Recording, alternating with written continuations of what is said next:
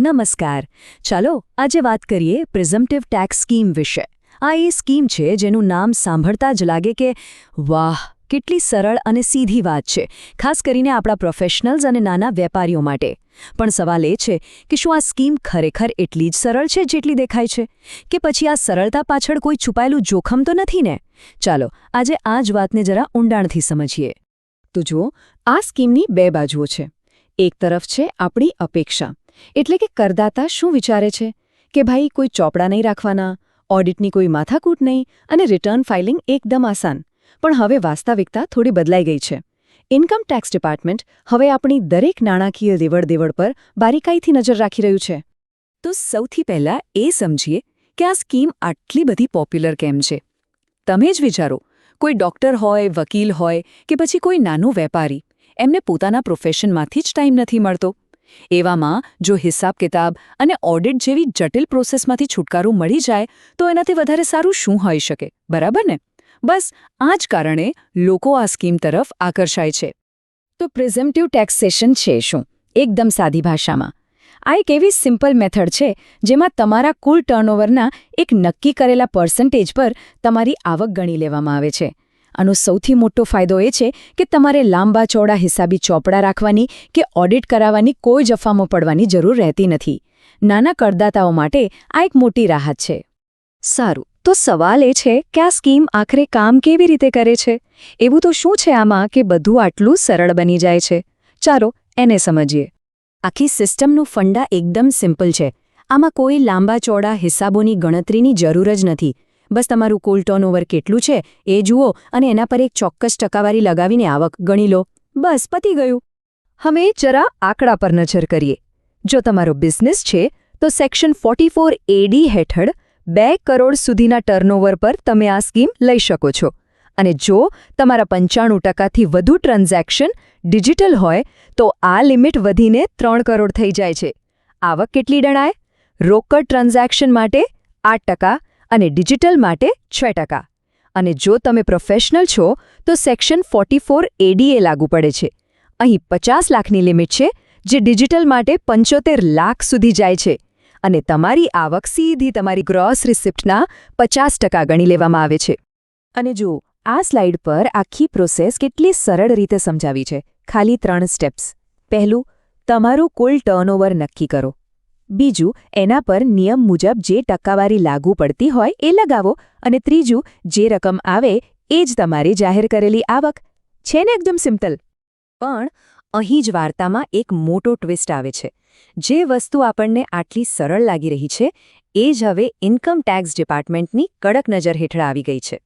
તો તમારા મનમાં સવાલ થતો જ હશે ને કે જો બધું આટલું જ સરળ અને સીધું છે તો પછી ટેન્શન લેવાનું કારણ શું છે? આમાં વળી જોખમ ક્યાંથી આવ્યું? જોખમ અહીં છે.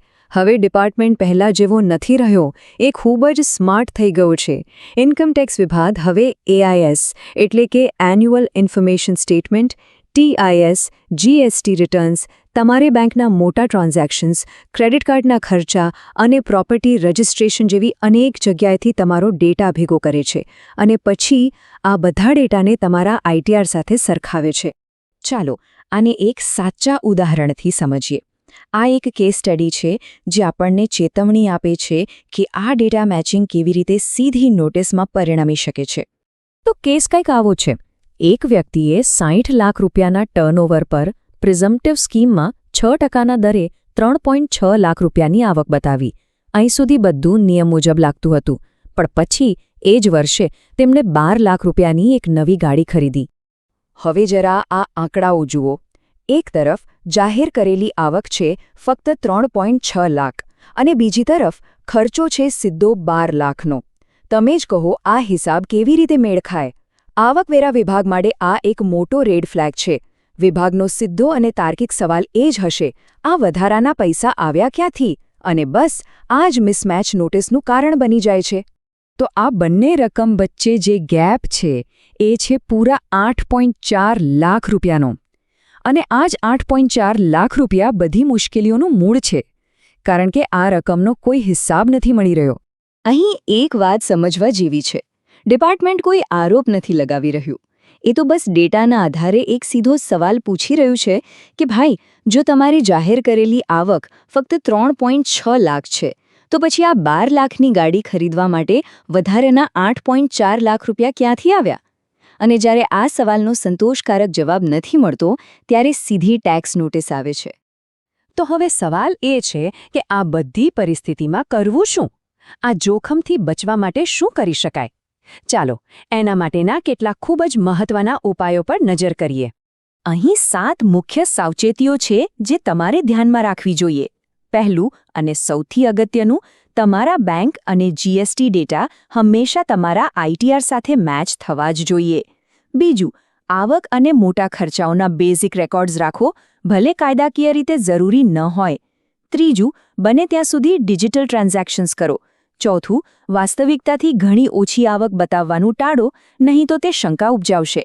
પાંચમું, ખાતરી કરો કે તમારા રોકાણો કે મોટા ખર્ચા તમારી જાહેર કરેલી આવક સાથે બંધ બેસતા હોય. છઠ્ઠું, 5 વર્ષનો લોકઆઉટ નિયમ યાદ રાખો. જો તમે એકવાર સ્કીમમાંથી બહાર નીકળો તો 5 વર્ષ સુધી પાછા નહીં આવી શકો. અને સાતમું, હંમેશા સાચું આઈટીએફ ફોર્મ એટલે કે આ સ્કીમ માટે આઈટીઆર 4 જ ભરો. તો આખા વિશ્લેષણનો સાર એટલો જ છે. આ સ્કીમ હજુ પણ બહુ જ ઉપયોગી છે, પણ હવે સાવધાની રાખવી ખૂબ જરૂરી છે.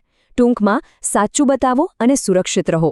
ઈમાનદારી અને નાણાકીય સુસંગતતા હવે પહેલા કરતાં વધુ મહત્વપૂર્ણ બની ગયા છે. Patel, tax consultant, specializing in income tax, GST, and accounting.